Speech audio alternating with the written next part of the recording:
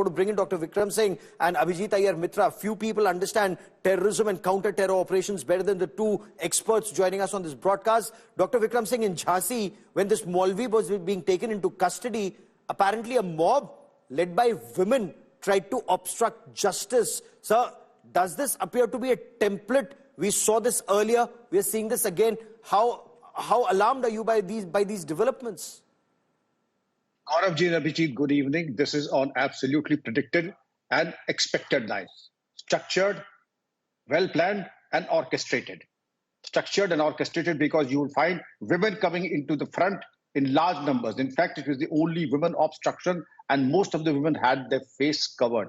It is not fortuitous, it is not accidental, it is by design so that they are not identified and the police force are overwhelmed by the large number of women. Therefore, I'm not concerned. This has happened in the past and seems to be a regular feature. This is also like a repeat performance of what happened in Sambal and on very, very expected lines. Yes. I would have been very satisfied if there had been more women police there also because yes, Jhansi is one of the very, very calm and peaceful areas. Probably they did not expect this kind of an offensive, this kind of a violent protest against the Maulana's arrest. But yes, now any arrest of any cleric or a Maulana, please expect this kind of a response from the people whose are this again is something that is online radicalization and online funding. What more could we have expected? This is totally that was expected. We had it in the past.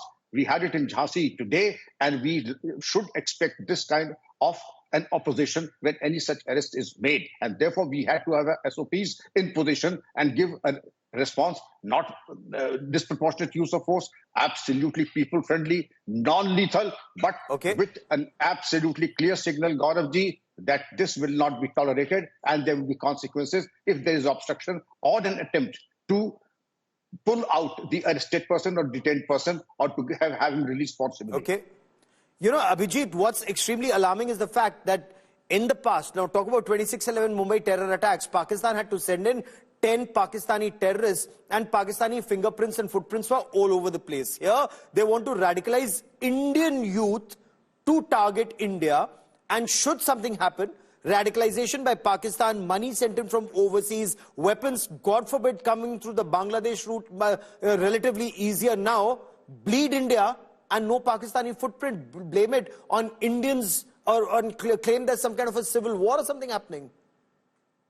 So, you know, before Sheikh Hasina managed to stabilize the situation in Bangladesh, Gaurav, this actually used to be the modus operandi. And now we're seeing a restarting of that modus operandi because of, you know, most of the partners of Muhammad Yunus in that whatever government you call it in Bangladesh is, are in fact terrorists. The Jamaat-e-Islami out there is known to have a lot of terror connections. So they've also stopped requiring security clearances and things like that from Pakistani shipments coming into Bangladesh, number one.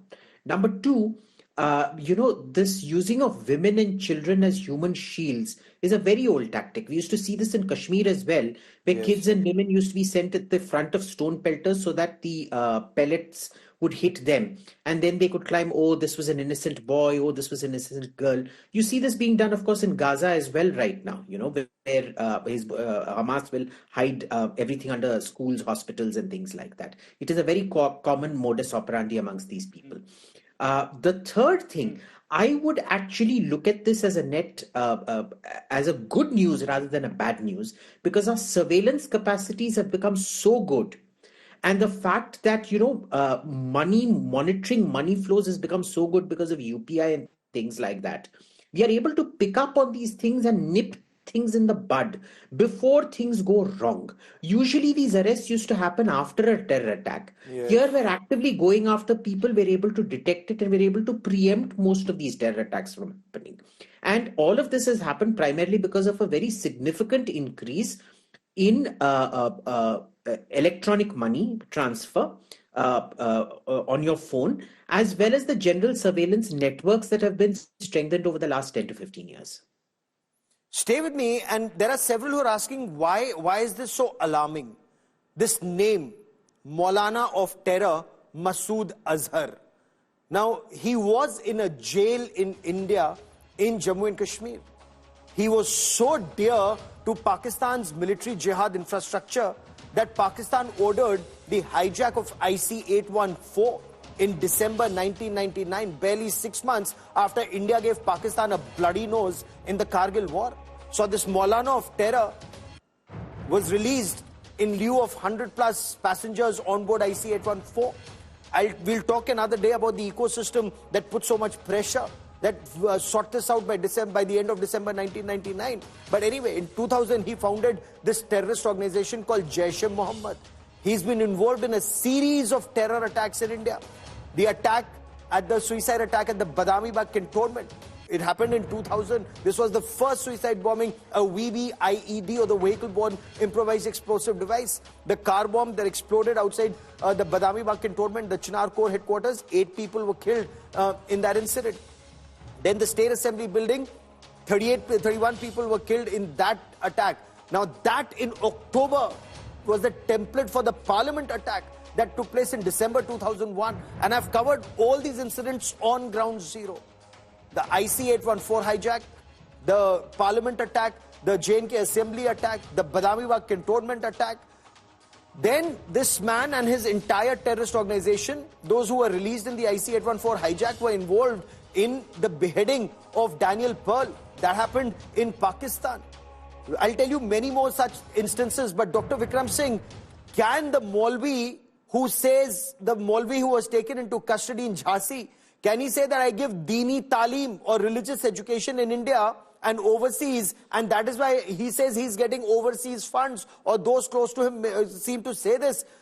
Why do investigators find this money trail suspicious, sir, prima facie?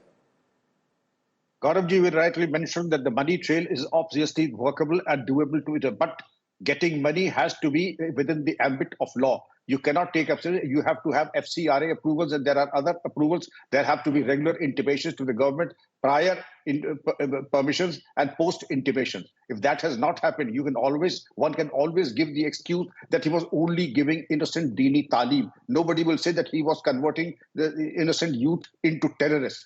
The ground reality may be very different, but under the subterfuge of Dini Talim, vitriolic, malicious and malignant messages can be given, and also converting trusting innocent minds and rewiring their mind so that they can be used as human bombs and human cannon fodder for their own insidious designs. But Gauravji, you have taken the name of Sayyid Muhammad Umar Sheikh, who was arrested in Saharanpur. He was also transported with Azhar Masood. And then when in Kandahar, he went underground and beheaded Daniel Pearl. But talking of this present Maulana and his designs, this is something to be very cautious of. I would compliment the NIA and other investigating agencies for arresting and making raids at 19 places, making appropriate arrests, and then their interrogation would yield a gold mine of information, their financial assets, their money laundering, and what was their game plan, the short term and the long term. And that, of course, will call for an exclusive roadmap to pursue the investigation vigorously using the tools of investigation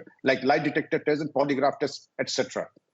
Because all of these charges, or information that so far we're getting through sources, Abhijit, will have to be proven in a court of law that this was, in a way, an attempt to wage war against India, if true. Now, how difficult would it be for investigators to piece together inputs? And so far, it's just on the basis of the interrogation of one terrorist. Some suspects have been taken into custody. Right. So this is always the problem with converting circumstantial evidence into something justiciable in court. So we have the transfer of funds. The problem is that illegal transfer of funds is just that, it is illegal. So you've already caught them on the illegality of the transfer of funds, especially from banned organizations, especially this coming from places like Bangladesh, number one. Then the evidentiary standard becomes how you fuse that with speeches and things like that these Maulanas have given in their own madrasas. Now, I personally feel, I may be wrong, but I personally feel they wouldn't have gone in for this arrest. Once they received the intel, they wouldn't have gone in for the arrest. There would have been tracking. There would have been, bugs planted to see what were the conversations that were being carried out within these religious institutions. And that is where you connect 1 + 1 and make it into a 2 in court. I suspect, I hope the police have done, the NIA have done that. I might be wrong, but that is how you'll prove it in court. Let's remember Masood Azhar, when he was freed because of IC 814, there had been no trial. He had been Yes. convicted of anything. And that was Pakistan's great,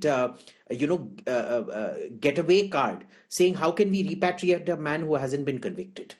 Absolutely. And this is where India needs to come together and ensure this war on radical Islamist terror, everyone has to be on a war footing to ensure, one, if there is evidence, convict them. If there isn't, release them. We'll track the story very, very closely.